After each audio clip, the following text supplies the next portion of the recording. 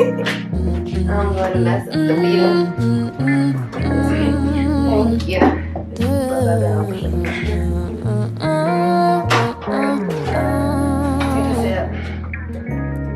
You know, one day I was sitting in the dark. Hey everybody, it's Maia here, back with the Regular People Podcast. On this podcast, we're highlighting the life stories of regular people to show that none of us are really ordinary at all. And we all go through different walks of life that make us who we are, whether they're good or they're bad. And today we are exploring Santora. Hi, guys. Is that what you like to be called? Yeah, you call me Santora or Tora. Okay. I like your name, so I'm going to just say Santora. Alright, and how are you today? I'm good. How are you? I'm doing pretty Glad to be off from work. I'm glad to be off today. They be working me like a dog. Girl. Alright, so before we get started, I like to start with an icebreaker. So the question I'm going to ask you today is, what is your favorite thing about someone in your family? Does it have to be like specific family member or No, just whoever you consider family. My favorite thing about family, well, I consider my boyfriend my family. Okay, I get that. Very, very special in their heart to me. Yeah. So what's your favorite thing? Well, I know there might be many. What's one? He brings me out of my shell, you know. Okay.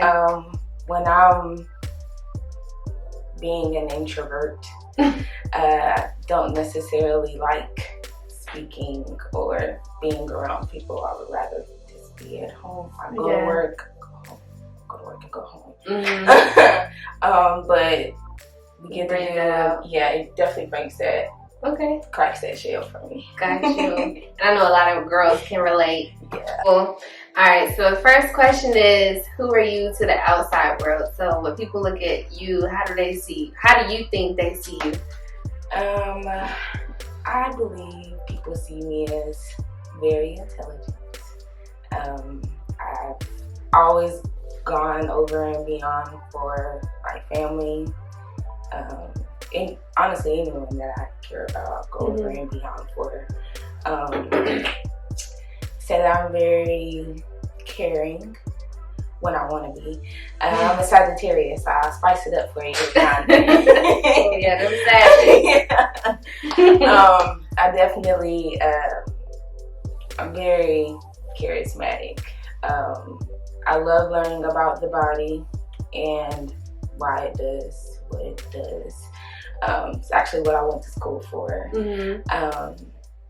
And what did you go to school for? Sports science and fitness management. Okay. So basically pre-physical therapy. Yeah. So I'm still on my way there, but I do have my bachelor's degree in that. So that's kind of like basically the stone that needed to be set in order to reach. Get to the next, get to the next level. So people. Okay, go ahead. No, I was about to say, so, because with that being said, are those things that how you view yourself, or do you think how you view yourself compared to how everybody else view you are the same thing? Is that what you're saying? It depends. I mean, honestly. If it is, that's a great thing. I mean, yeah. I mean, I also think that I'm very intelligent and outgoing. I'm very silly and shy. Yeah. But to a lot of people, I honestly think that they think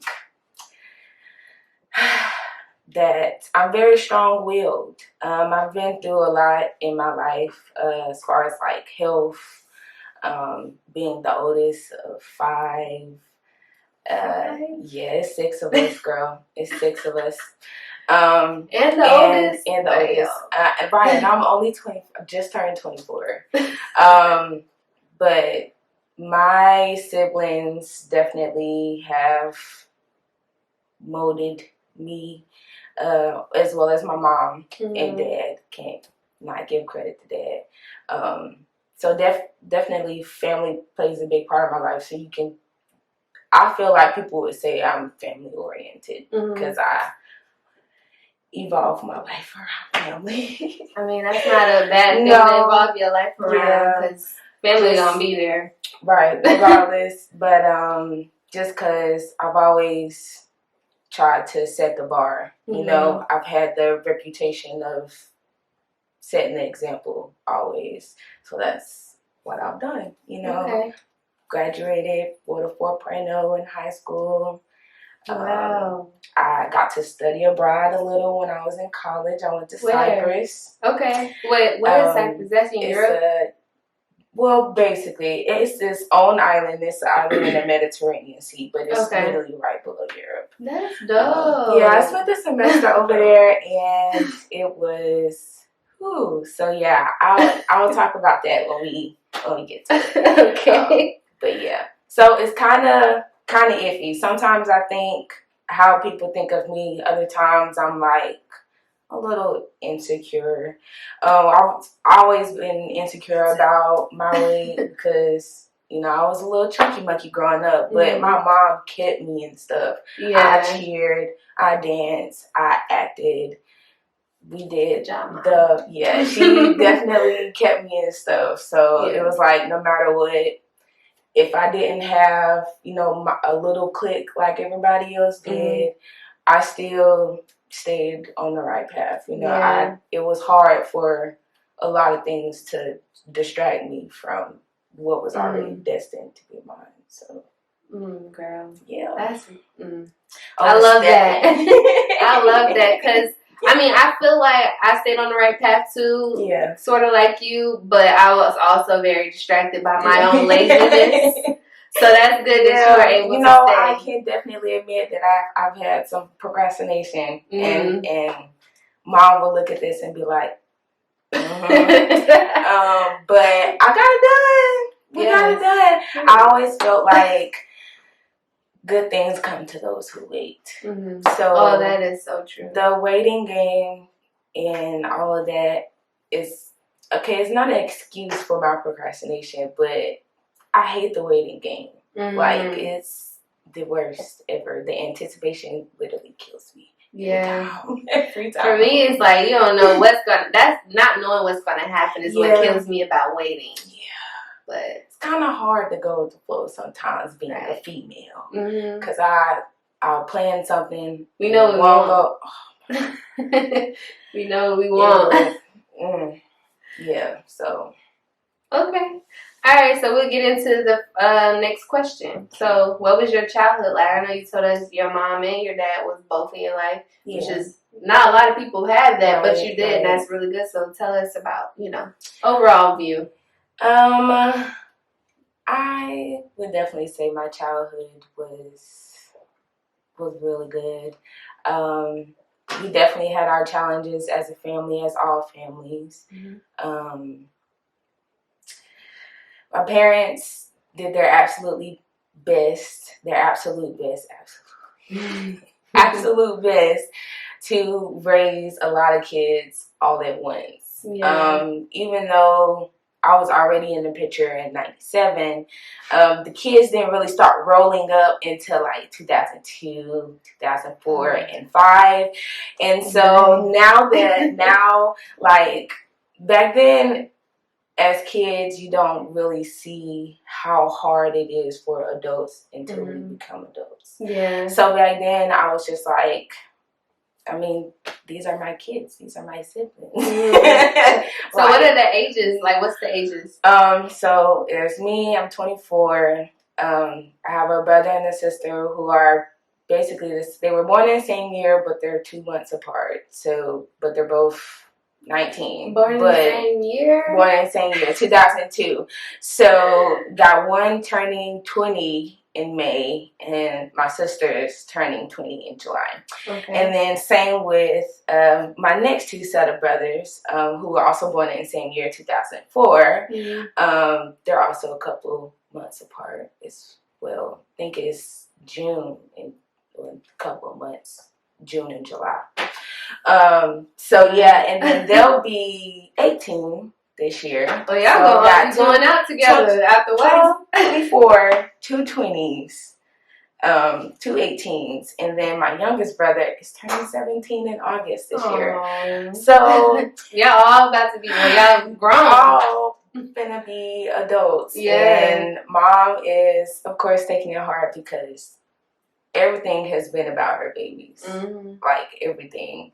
And I can definitely say that my mom has played a major part in my life. Even in my childhood, because like I said, there was nothing that I couldn't do. Okay? Like, I mean, there were times like in 9th grade when I was trying out for cheerleading and I just knew I couldn't do it. I knew, like, you told yourself you couldn't do it. My nerves was horrible. I mean, my nerves are still bad, but I could control them a little bit more. But I mean, I was going to West Charlotte, so, and my mom had went to West Charlotte when she was in high school, so she was like already really super proud, no matter if I made the team or not. But I can say the last day of that audition to make the cheerleading team, she was like, "You got this," and I was looking at her like.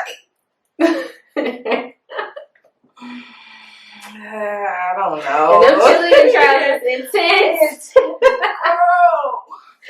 Trust me, I know. But not only did I rock out those auditions, but I was made captain that year. Yeah. So I knew from that point, like I said, there was nothing I couldn't do. From that year, I literally did cheerleading in 9th grade.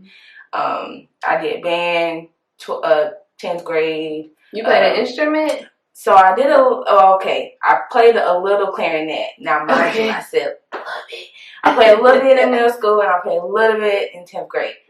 Not that much. But I did dance and I was a flag girl. So, yeah. We love the band over here. I loved band. Once I went to the band, I never went back to cheerleading. Yeah, that's usually how it was. But for me, like I said, I was in ROTC. They put me straight in ROTC 9th grade, and I fell in love with that too.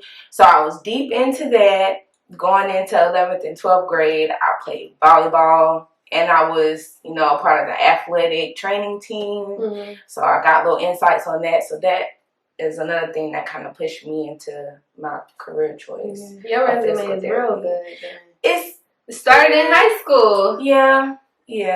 But I mean, now it's like, because I graduated college, they don't really care about that stuff that you've done in high school. It's just kind of like, but like I said, if I wouldn't have had those experiences, I would not be the person I am today. So childhood definitely is just molded me into this masterpiece. Well, I'm still working. Yes, masterpiece, baby. And you're still growing. That's the beauty of it. All right. So, what is one of the most prominent turning points in your life that you can think of? Because we have many.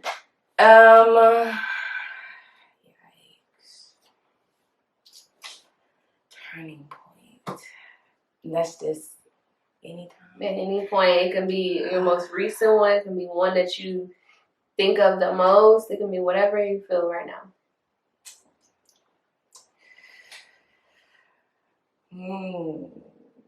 Well, I can say a turning point for me was becoming a big sister.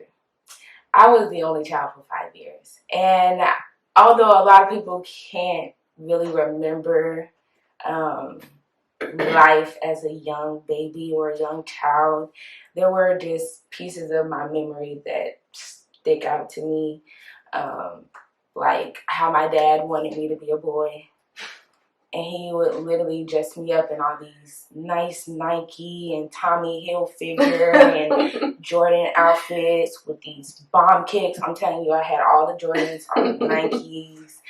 He kept me fly. And then there were times where I was like with my godparents, and they would, of course, feed me food that my parents did not approve of. So that's how I got that chunky monkey.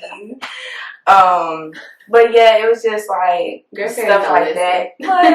And both of my grandmothers, took turns raising me when I was growing up, because mom was still in school and working, dad was working. They had me pretty young, but my mom was 18 and then she turned 19. I was born right after her birthday. Okay. And grandmothers definitely kept me in church. I was a church baby. So I guess that's another thing that kind of molded me too, because like I said, because my mom was that way. Of course, her mother was going to be that way. So I was in the usher board, in the choir, participating in all the Sunday school activities. Yeah. The food banks, Second Harvest Food Bank, like you can name it, and I can tell you a story. So your turning point would be being a big sister and having to endure the life of siblings, because I kept having siblings. It was nonstop, more than I could ask for once, but I wouldn't trade them for nothing. Yeah. They're all their little I always used to tell people that there was 6 people living in the house, but every person had 3 different personalities. Oh God. Every single, and then it's like you get a little bit of a piece of the pie every day. My mom and dad is a Scorpio and a Libra. Okay. And I'm a Sagittarius. I have 2 Cancers, 2 Leos. Ooh. Them Leos, were they troublemakers? Actually, it was the Cancer and the Leo. Okay. That was Bonnie and Clyde of the bunch. Okay. But the 2 Leos were the boys, and they definitely clashed a lot. But we all still... That's an emotional household. Scorpio, Libra. I tell you, any event that we have is very eventful.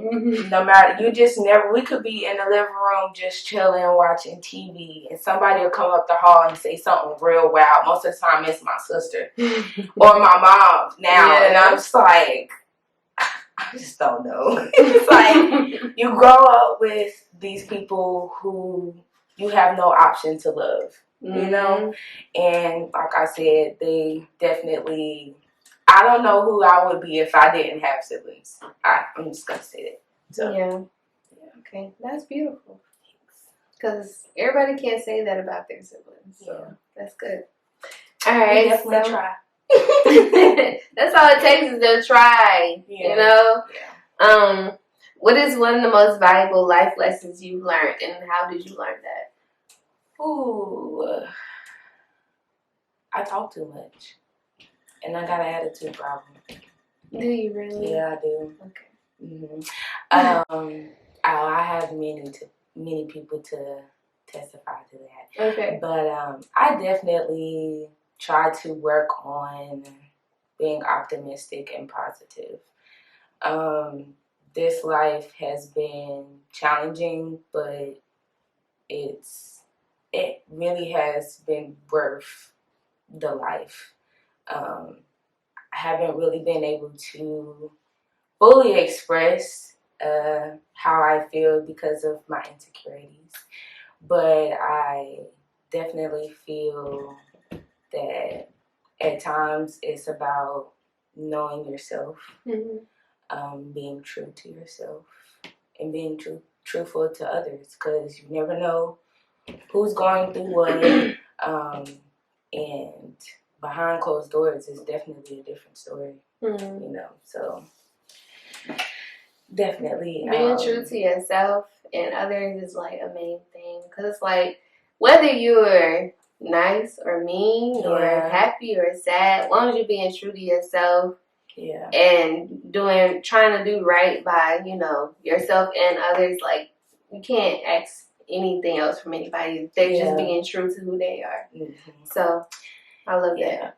I had to learn that my attitude won't get me far in life. At least you learned. Like, I can still have an attitude, but I can have a good attitude towards certain things and get a different reaction versus having my intensified attitude where I shut down, I can't talk. I don't even want to feel what I'm feeling. I would rather feel something completely different than what I'm feeling and face that instead of what it actually should be. Yeah. And that's facing it head on and dealing with it right then and there, because the lingering is difficult, you know, to hold on to something that's full of tension, you know, that's heavy on your chest. Not everyone gets the chance to come out and fully express how they feel about certain things, especially when you're not necessarily around the right people. Wow, yeah. So yeah, it's really about timing and learning to control the attitude in different situations, approaching situations differently than what I used to. So basically kind of not repeating the past.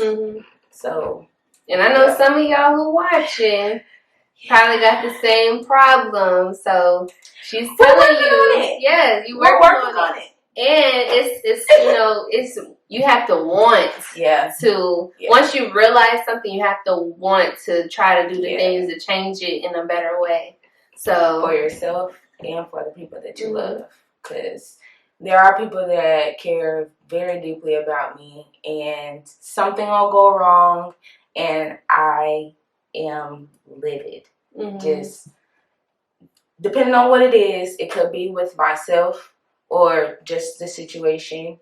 But like I said, once you realize what the problem is, and if the problem is with that person, just try to eliminate the issue that you have with the person and try to address the problem instead of the person. So that's a good key. I'm gonna put that on TikTok. Alright, so we're gonna move on to the next. Walk me through a memorable moment in your life that changed you as a person. Did we just? No, we didn't do that. No. Okay, I could bring back up my studying abroad. So this was the first time I was on a plane. I literally flew 18 hours to get to Cyprus. I flew from here, Charlotte, to JFK, New York, JFK to Moscow, Russia, where I was stuck in Russia on the way there for about 3 hours, which was okay because I had to navigate everything. Nothing was in English. Left Russia and got to Cyprus, and it literally took 19 hours to get there. Like I said, it was the first time I was on a plane, so I was like ridiculously nervous, but it actually turned out like really serene. I had a window seat, and like the food was unexpectedly good. I wasn't expecting it to be good, but when I got over there, I got to experience life across seas, across the world. Something that a lot of people haven't been able to do. A lot of things. A lot of the time, people, they see the opportunity, they don't take it. What really made me go overseas was I had a really bad breakup, and the dude was like literally trying to kill me because I did not want to be with him no longer. So from that point, that's when I cut all my hair off, and I was like, I want to do something different, something that nobody in my family has done. And literally walked in the study abroad office, and they gave me a scholarship. Wow. Yeah, to go overseas. And I got over there, I met some amazing people, along with being able to still study in my major. I just felt that sense of freedom that everyone looks for when they get older, you know? I realized that I love traveling. I love the food, the Mediterranean food from over there. I mean, I went over there and I lost a bunch of weight too, because the things that are over there are not as processed as the things that are over here. So I drank a bunch of water. Everything was pretty much a walking distance, like the mall, shopping center, the grocery store. I mean, you could literally walk down the street and go get a balloon and walk down the street with your balloon if you wanted to. Just like different types of food. Even the fast food restaurants over there were completely different than the food over here. It was way more healthier. So that cool. experience was just like mind-changing. Like, not only did it brighten my horizon, but now I'm just like, I'm ready to go back. I was homesick while I was there, but when I got back, I was like, wow. Just made the world seem bigger for you, probably. Yeah. I would assume. A lot bigger. That's great. So can't wait till I get to travel like that. Another thing that we're working on, we're gonna all get passports and go somewhere. Yes, we got to. And celebrate this. Within the next 2 years. You know, one day I was sitting in the dark. All the stresses of the world weighing upon my heart. Don't know where to go, how to feel, my brain is torn apart. Resisting the urge to cry, if I do, what will that solve?